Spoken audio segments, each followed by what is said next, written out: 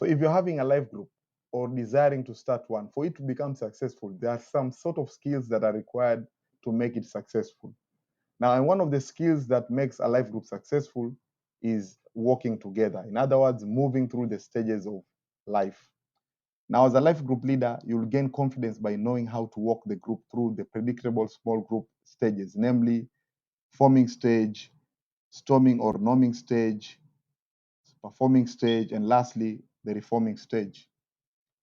Now, in the forming stage or the icebreaker stage, during this stage, the group members are looking to the leader for direction and vision. The leader must be transparent and provide non-threatening group building relational activities. The group should focus on icebreakers, testimonies, and close social times. Two, storming or norming stage. This stage is characterized by shock, patience, and grace. So conflicts among group members often occur during this stage. And by the way, conflicts are a natural and healthy part of the group building process.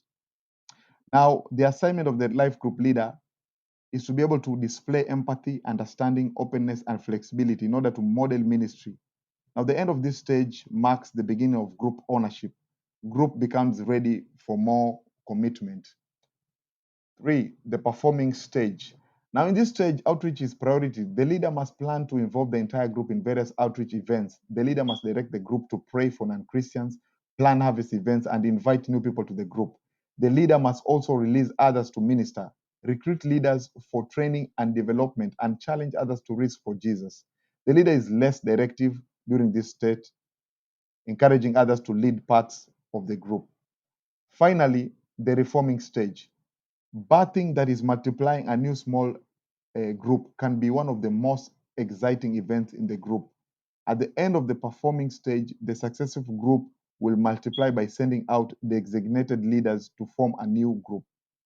Birthing should be seen as a celebration, not a separation. Remember, the Lord added to their numbers daily. Acts 2:47.